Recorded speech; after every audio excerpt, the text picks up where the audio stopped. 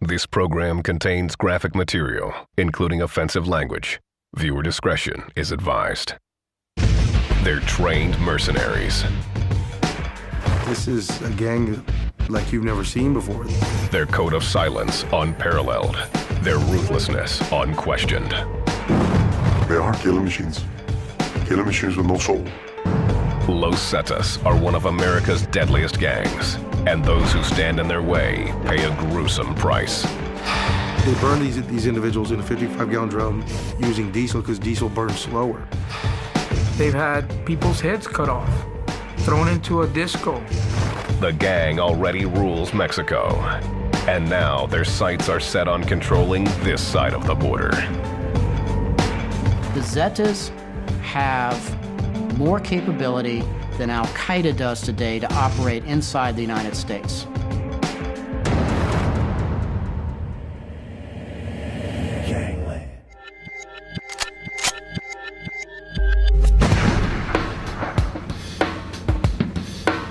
The mighty Rio Grande separates the United States and Mexico. Laredo, Texas sits on its banks. Across the water is the Mexican city of Nuevo Laredo. The river is shallow and slow-moving here, making it easy to cross illegally. It's always a group of 8 to 10 subjects that cross it over, and there's always somebody waiting for them. You can see the tire tracks right here on the grass, tire tracks over here in the mud. Just recently, they crossed something over. We had some rain yesterday, and those are fresh tire marks right now. Spanning the Rio Grande is the World Trade Bridge, the main connector of the two countries. Some 6,000 trucks travel northbound across the bridge into the U.S. daily. But not everything that crosses the border is wanted. A lot of product passes through. For what I can personally say, what you can move, not what others can move. Let's say about 500 kilos a month. Los Zetas smuggle thousands of tons of narcotics across the U.S. border. The drugs are worth billions. In Spanish, Zeta is the letter Z. The gang took its name from the tactical radio call sign for commanders in the Mexican army. Los Zetas are universally feared, highly trained, and armed as well as any military. The amount of weaponry, grenades, grenade launchers that are available to the Zetas and are utilized by them is just unbelievable. And they don't hesitate to use them. They're business first, and if you get in the way of their business, they're gonna kill you. It's very risky standing next to the river right now with my uniform on and looking straight over there because there can be a sniper from a drug cartel looking at us from those bushes over there, and the Zetas can be watching me right now with a sniper rifle. The first objective is to kill. 28-year-old Elazar is an elite Zeta assassin in prison for multiple murders.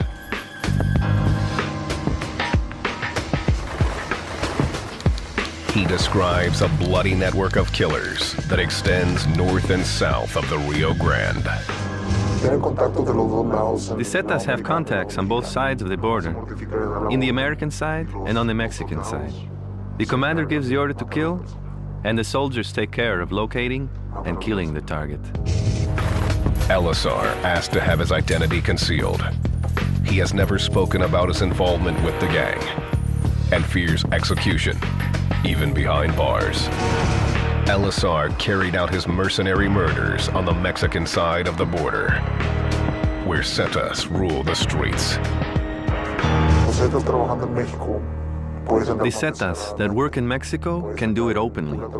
You can go around in a bulletproof truck. On the other side, you cannot drive in a convoy of 20 or 30 trucks like we do in Mexico. Los Zetas are brazen in their brutality, and according to Elazar, there is no end to the resources they can tap to carry out their missions. They can buy anything they want. Commercial airlines, private jets, helicopters, all the drugs they want. They have so much money, it will never run out. Money is indispensable for everything. And since we have it, if we have a need for tools or for certain technology, we buy it, and that's all. Los Zetas have used their resources to control Mexico for years. Recently, they've expanded their reach into the United States. They're trying to take over this territory right here, and they're gonna do whatever it takes. If that means killing people in broad daylight, that's what they're gonna do. If that means that they're gonna shoot at a law enforcement officer, that's what they're gonna do. America needs to wake up and smell the coffee. The violence is right here. You know, you want to compare them to Al-Qaeda, these individuals are knocking down our door, just terror, pure terror.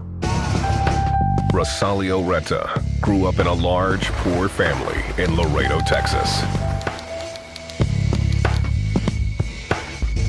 Rosalio Reta is the son of, a couple of parents, hardworking parents who raised 8 other kids besides him, none of whom have ever run askew of the law in any way. Enticed by large sums of money, he jumped at the opportunity to become a Zeta at 13 years old. By 16, Reta was a killer cruising the streets of Laredo, carrying out hits. The Zeta's cleaner, he carried out his orders with ruthless efficiency. December 2005, a drug dealer and member of the Mexican Mafia, Moises Garcia, was eating lunch with his pregnant wife and son at this Laredo restaurant. Outside, a white Ford SUV cased the joint. When Moises Garcia gets out from the restaurant, loads his family into his car, he backs out like that, and the white Expedition just come in like that. With the SUV blocking his exit, an unknown man jumped out with a 9mm handgun and began firing execution style. I know that his wife was pregnant at the time, but they gunned him down, and they actually got off the vehicle, and they went up to him and made sure that he was dead. The local authorities suspected the murder was the work of Los Zetas, retaliation for dealing drugs on their turf. But before they could make any arrests, the gang struck again. The next victim was 27-year-old Noe Flores. Flores and his brother were lured out of their house by an ex-girlfriend. Once outside, an unknown man jumped out of a car and shot Noe twice in the back. He proceeds to stand over him and empty his clip with a couple of kill shots to the head. The tragedy was that Noe was not the intended target. He was mistaken for his brother, who had a hit put out on him for dating the ex-girlfriend of a high-ranking Zeta. The Laredo PD now had 2 homicides and few leads. Then, another brutal shooting. Jesus Resendez, a local marijuana smuggler, and his nephew were heading north out of Laredo. The victim approached the red light here at the corner of Sierra Vista and 83 South. When he stopped at a red light, the hitmen, they just came behind him, parked right behind him, exited their vehicles, and with AK-47s and M16s, killed the victim, shooting the car multiple times and shooting the victims multiple times. Just to be sure, when that car left, there was another one that pulled up on the opposite side, and then you saw another 3 to 4 individuals get up and start spraying him. It's straight out of Hollywood, and you just didn't think that anybody could possibly want somebody dead that bad, to the point where it's just complete overkill. It was the 3rd brazen murder by Los Zetas in 5 months.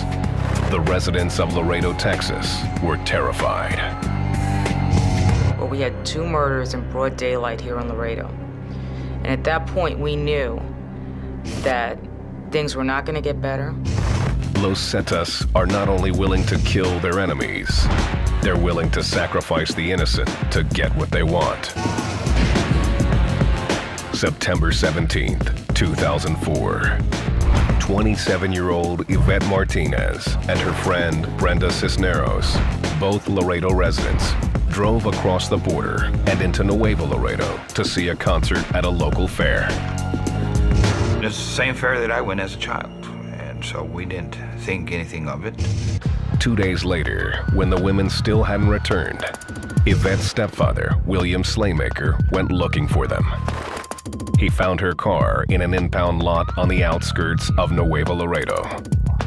First thing I did, I had a Slim Jim in my car. I went, popped her car open, make sure there was any, blood or anything in there. There was not. Fearing the worst, he went to the Mexican police and the U.S. consulate. Both refused to help. He ran into dead ends until he started knocking on the doors of known drug dealers. They told him something terrifying. I found out that they had been pulled over by a police officer, taken to the police station, and from there, my understanding is that they were given as gifts to members of the Zetas organization. Los Zetas. This secretive and ruthless mercenary gang controls the U.S. border between Laredo, Texas, and Nuevo Laredo, Mexico. On the Mexican side, they flaunt their power, patrolling city streets in armored Humvees. While on American soil, they operate more covertly, torturing and murdering their victims. Elazar, a Zeta assassin, admits he's killed countless people. You do what you have to do, whether you have to kill them all or only one person. If you have to kill the entire family will die. You're dealing with people that are no longer capable of feeling any humanity whatsoever. For the past several years, Los Zetas have been at war with their chief rival, the Sinaloa cartel, for control of the I-35 corridor. It is the main line into the U.S. interstate system, running from Laredo to Duluth, Minnesota. It feeds directly into more than a dozen other highways. The corridor is the holy grail for drug traffickers. At stake, the most lucrative narcotics zone in the world. They wanted the I-35 corridor. Everybody was fighting for it. Los Zetas started out as the enforcement arm of the Mexican Gulf Cartel. The cartel formed in the early 1930s as a family operation, smuggling whiskey into the U.S. from Mexico during Prohibition. The gang's illegal activities evolved in the 1990s when the cartel saw an opportunity to get into the cocaine business. For decades, Colombia's Pablo Escobar, the king of cocaine, had controlled the drug smuggling trade. In 1993, Colombian and American special ops teams cornered and killed him in Medellin. That marked the end of Colombia's dominance of the drug trade. Mexico's Gulf Cartel stepped in to fill the void. The center of gravity for narcotics has now moved to Mexico. The reason for it is all about geography, because whoever has the geography is going to control the very lucrative gateways into the United States, and that's the prize. The Gulf Cartel was led by the Mexican Escobar, OCL Cardenas. The gang dominated the drug trade routes along Mexico's eastern seaboard. There was just one problem. A rival cartel, the Sinaloa, wanted the same territory. Sinaloa has been fighting for a long time to gain access from the Gulf Cartel. The corridor is so important to the drug cartels because that's how they move their supplies. OCL Cardenas needed more muscle. He had the idea to hire elite soldiers from the Mexican army to serve as the cartel's security force. The original recruits were trained for our Mexican allies by U.S. soldiers at Fort Benning, Georgia. They've been trained in military tactics to the standard that we would train our military forces that are deployed in Iraq, for example. These elite soldiers were hired by the Gulf Cartel at salaries much higher than what the Mexican military could offer. The cartels start to rise in power, And the cartels have the money to be able to pay for protection. By 1999, OCL Cardenas had recruited dozens of these soldiers to battle the Sinaloa and protect the interests of the cartel. They basically abandoned their military positions, went to work for the Gulf Cartel as their military strong arm. The group took the name Los Zetas, the radio call sign for commanders in the Mexican army. Part of their job was to guard people like Jose's father, a high-ranking drug wholesaler for the Gulf Cartel. My father was crazy. He was one of the first who worked for the original Zetas. Jose asked to have his identity concealed. He fears Los Zetas might kill his wife and children. Since I was a kid, I would tell my father, I want to be like they are. But my father would say, they're not going to get very far. By 1999, Jose's dad was moving 500 kilos of cocaine every month. He didn't have a day of rest. Every day he worked passing drugs. Every day he handled money. There was not a day in which he didn't do that. When Jose was 7, his family suddenly became wealthy. I remember that he began to fix the house, buy newer cars, clothes. He started to change. Jose never saw them kill anyone, but he says Los Zetas murdered hundreds, possibly thousands of people as their attempts to control the border intensified. At the center of their efforts was the quiet town of Nuevo Laredo. Nuevo Laredo was a beautiful city at one time. Growing up, my mom used to take us as kids to go and eat and to take us to the carnival. We thought it was fairly safe. It all changed on March 15th, 2003, when Cardenas was captured by the Mexican military and sent to prison. A full-blown drug war erupted on the streets of Nuevo Laredo as the Sinaloa cartel mobilized to capture the Gulf Cartel's territory. It started like an explosion. It affected everyone. Everyone was living in fear. Sinaloa would send in assassins. The Gulf Cartel would then turn around and fight them in the middle of the streets. Innocent people would be lost in the crossfire. Both sides had a seemingly endless supply of weapons. AK-47s, semi-automatic rifles, bazookas, and piñas. Los Zetas showed no mercy, throwing piñas into crowded public spaces, decapitating policemen and civilians. No one was safe. You can read in the newspaper that 2 or 3 people have been executed every single day. 2003 ended with more than 80 murders in Nuevo Laredo alone. The fighting would continue and continue until the streets were filled with blood. They would pick up the bodies before anyone ever arrived, throw them into the back of trucks, and drive out of town with them. The message was clear. Don't dare mess with Los Zetas. They are going to kill you. They are going to put a contract on you. And they are going to kill you. June 8th, 2005. Nuevo Laredo prepared to welcome Alejandro Dominguez as its new police chief. This police chief, had a lot of tough talk. He let the Mexican people know, let the cartels know that he was there to do his job, that he meant business. Dominguez was sworn in that afternoon. 6 hours later, an SUV pulled up alongside the police chief's truck. Los Zetas unloaded more than 40 rounds from their assault rifles. Dominguez died at the scene. You have a very honest man that's trying to do the right thing for the safety of his family and his city. He felt this was the right thing to do. By the end of the day, he's dead. That very same day in Laredo, Texas, Mexican drug cartels murdered 2 other people they considered threats.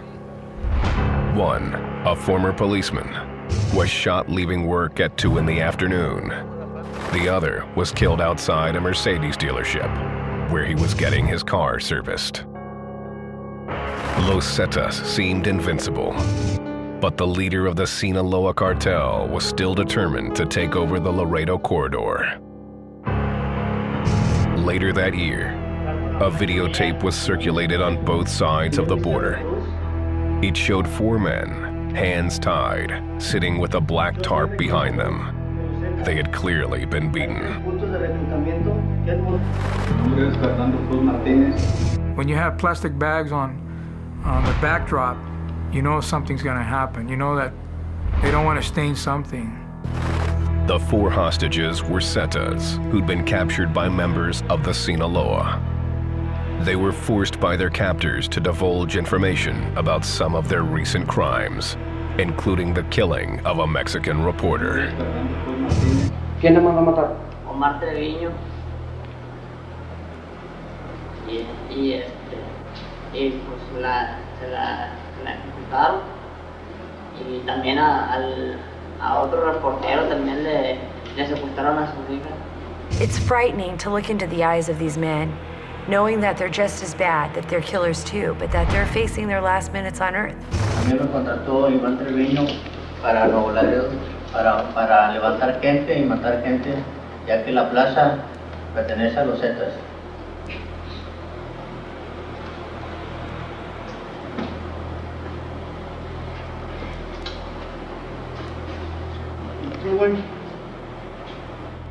We believe that even though they show only one person being executed, we believe that all the individuals have, by now been executed, and we never found the remains.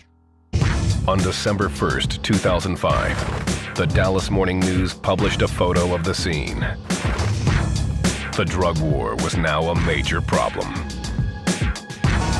I think it became known worldwide that there was something horribly wrong. Before that, they hid it very well. The residents knew, the people of Laredo, Texas knew, and the people of Nuevo Laredo knew. But the rest of the world didn't pay much attention. Then, in January 2007, U.S. authorities extradited Gulf cartel boss OCL Cardenas to the United States. He was charged with drug trafficking and attempting to kill both DEA and FBI agents. He was put in solitary confinement. Los Zetas saw an opportunity to seize control of the Gulf cartel. Over time, this group realizes that they become very powerful in themselves because they are the most violent. Los Zetas, who for years took orders, did something extraordinary. They shattered the gang's hierarchy and started calling the shots. You might as well even say now that the Zetas are really in the control. They're really the ones in control right now of Nuevo Laredo. Los Zetas, these military-trained killers, were once the hired guns of Mexico's Gulf cartel. Today, they are calling the shots. The soldier has become the general in this case. It's a hostile takeover in many ways. In Mexico, Los Zetas have erected altars on roadsides, in public buildings, and town squares. The Zetas leave gory tributes. The sacrifices are usually in the form of rotting animal heads or shriveled melon garnished with beads and feathers. These offerings are to Santísima Muerte, the saint of death. Banned by the Roman Catholic Church and revered by those who practice black magic, Santísima Muerte is traditionally depicted as a female Grim Reaper. Some petition her in times of sickness. Los Zetas prayed to her for survival and protection. It's pretty famous in Latin America, but they've taken it and they've twisted it into their own thing. They know that what they do, it's illegal, they know it's a sin, so they only hope that Santísima Muerte, which their patron saint, is going to protect them when they pass away. The Zetas know an early death is a common fate. They're disposable. You know, it's like a razor. Once you're done using it and its edge is gone, you get rid of it. Los Zetas operate an efficient machine from the top on down. The leader of the Zetas works with a team of regional commanders. They then dictate orders to small tactical units of Zetas called Sicarios.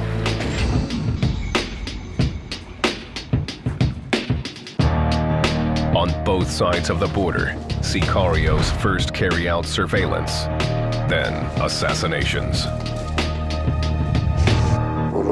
In order for the Sicarios to kill someone, they have to find that person first. They have to know where they live, what car he drives, who he lives with.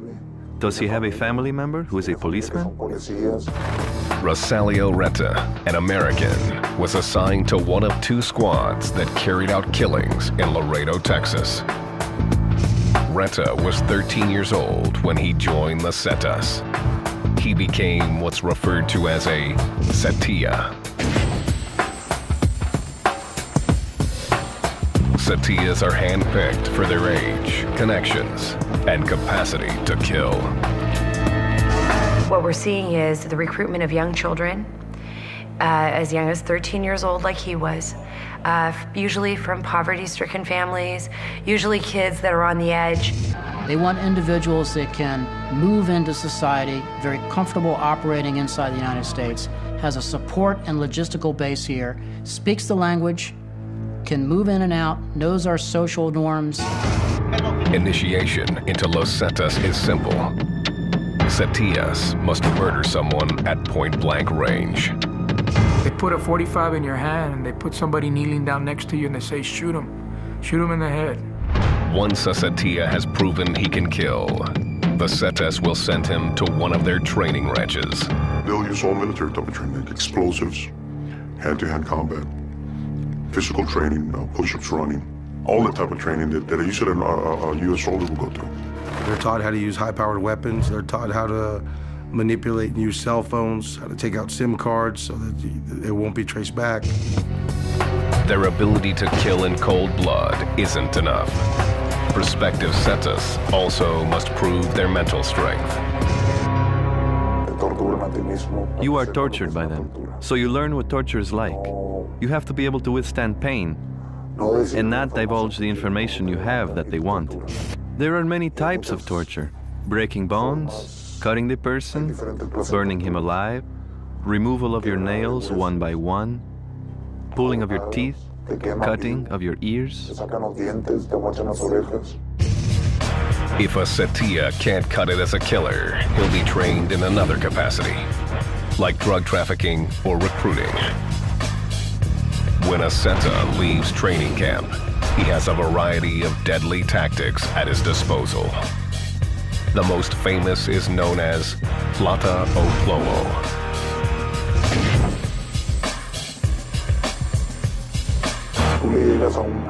You surround the commander and then approach him and ask him plata o plomo. It's a decision. Either you work for us and make money, or you die. If he does not pull, you're going to kill him right then and there. And after you kill him, all of his soldiers are going to work for you from that moment on. It's a persuasive tactic.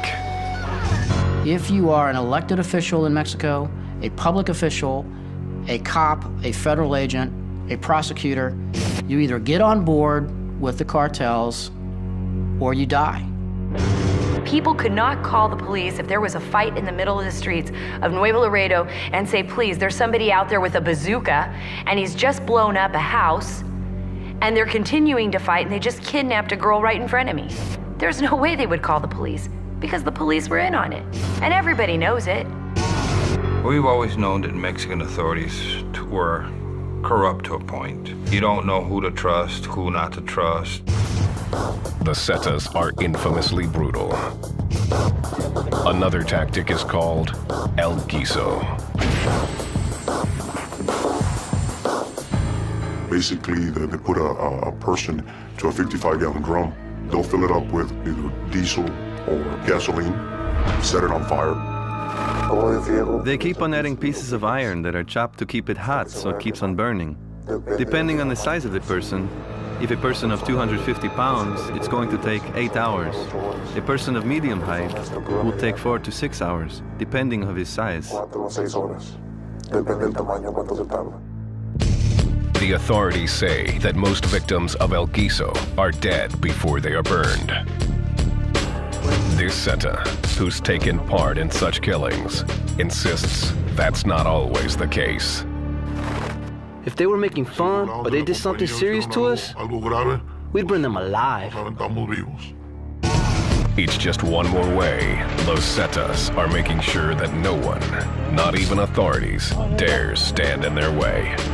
They're so terrified that reporters aren't telling the stories anymore in Mexico. Police officers are refusing to do their jobs.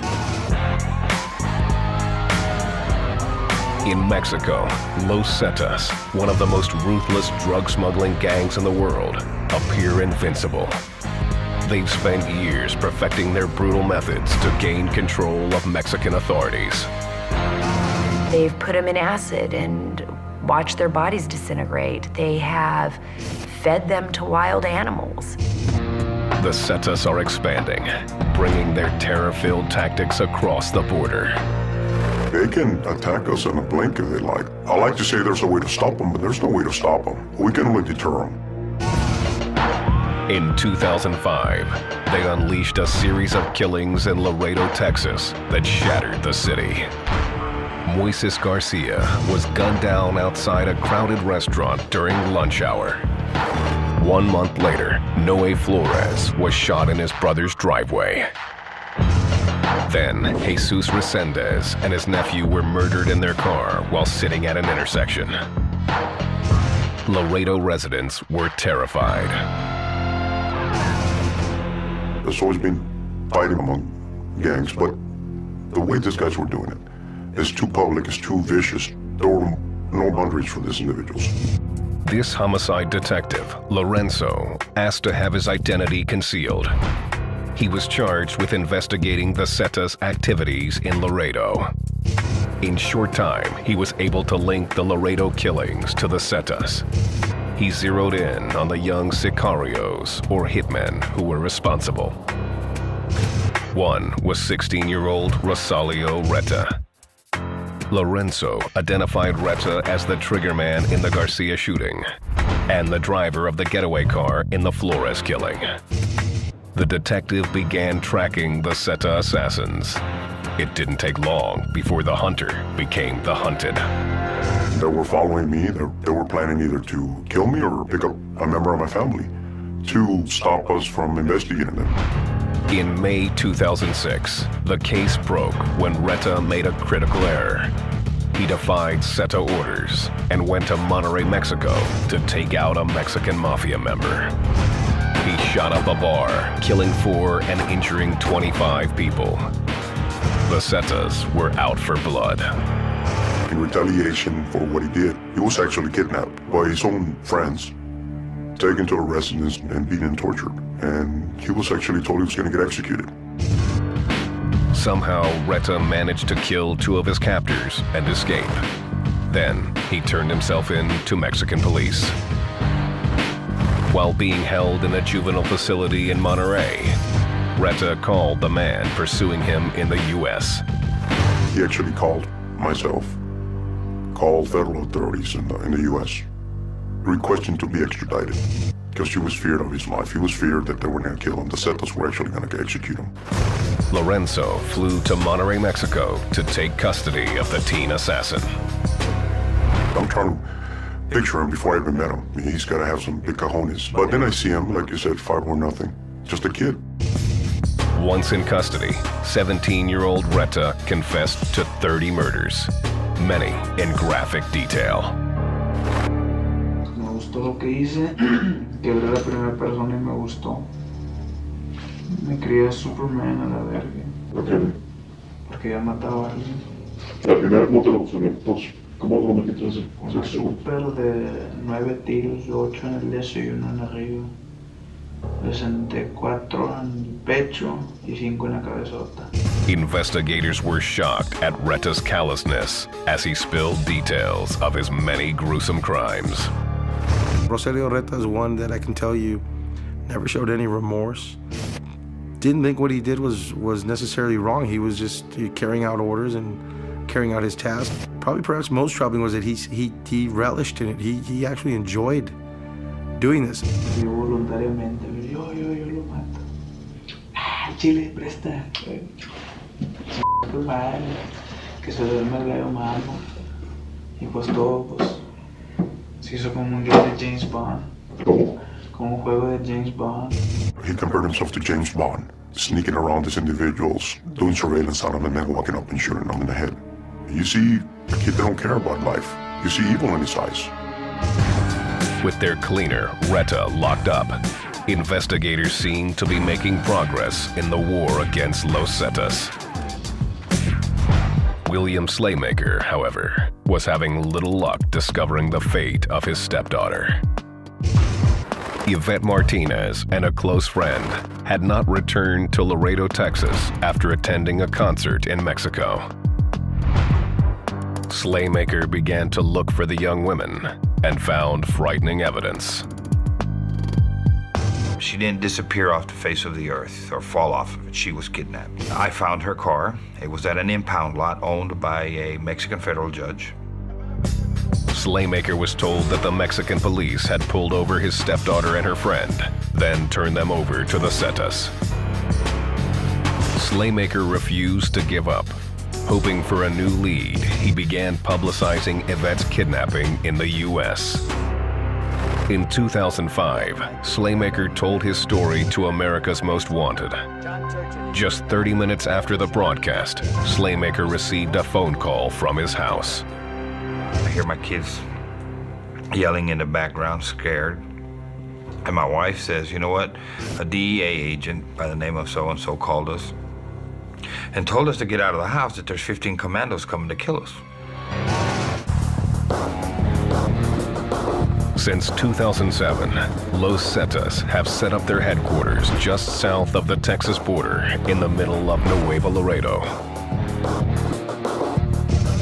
Some estimate more than 1,000 people have been murdered in Mexico's Laredo corridor. The town is under siege.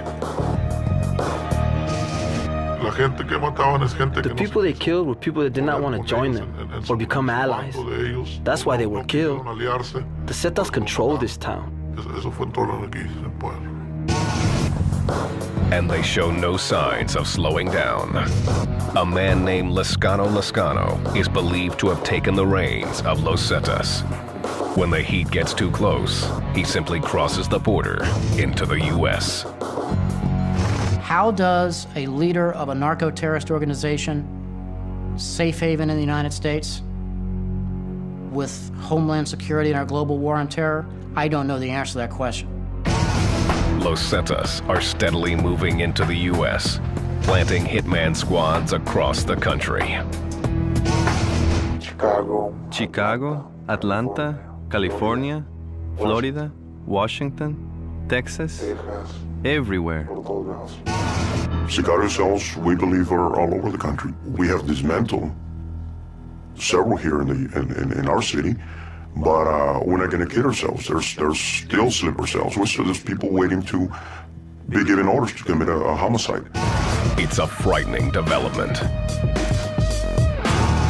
What average street cop is prepared to deal with that kind of violence here in the United States? And I'm not belittling them. I was a street cop at one point. You're not thinking like that. You're not thinking from a military tactical perspective when you're out in your patrol car. There's another trend that disturbs authorities. Los Zetas are infiltrating American street gangs, including the Latin Kings and MS-13. They're controlling the gangs, using them to traffic drugs, and training them to be even more vicious. That's how they move their dope. They move it through the criminal gangs here in the United States. You have somebody not playing ball in New York City or Chicago, you give the order to have that person kidnapped or beat up or killed. And you give that order to the criminal gang here in the United States. If the Zetas want to kill somebody in the United States, once the order given is received, it becomes a question of hours, and at most, 1 or 2 days, and the job is done. You and I open up your morning newspaper and say, oh, that's terrible, another drug dealer killed. Most people don't care. They failed to recognize that the order for that assassination of that drug dealer came from a foreign country that borders ours. And yes, it may be that drug dealer today, but it may be the police chief tomorrow. The Lone Star State's prisons, already crunched for space, are filling up with Los Zetas. American authorities have already broken up 2 Zeta hitman crews in Laredo, Texas. After turning himself over to Texas authorities, teenage hitman Rosalio Reta was convicted in the Noe Flores killing. Texas police were able to match fingerprints on a pack of cigarettes to the getaway car. Reta was sentenced to 40 years in prison, but has filed an appeal. Detective Lorenzo predicts the Zetas will end Reta's life, whether or not he's in prison. There's a contract for the hitman now. So I guess she was on the other foot. For the Zetas to lose one person in the chain is immaterial. For them to lose someone who is bringing money to them is like losing nothing. For every Zeta who ends up dead or behind bars, there is a network of criminals eager to advance their agenda. It's really unfortunate, but it's gotten to a point where really our Border Patrol agents, the Mexican officials, our DEA agents are up against armies. Those who dare stand up to the regime of terror do so at their own risk.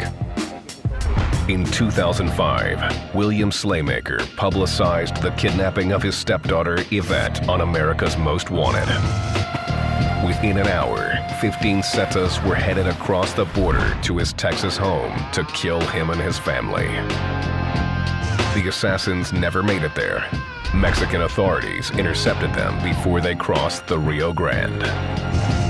Slaymaker's family escaped with their lives, but they've been robbed of their peace. It has affected everything I do in life from now on. I mean, everywhere I go, I'll go to a restaurant, I'll never give my back to the door or to a window. I always have to see what's going on. Even so, Slaymaker refuses to back down. He has started an organization to publicize the Zetas' kidnappings in Texas. It's called Laredo's Missing.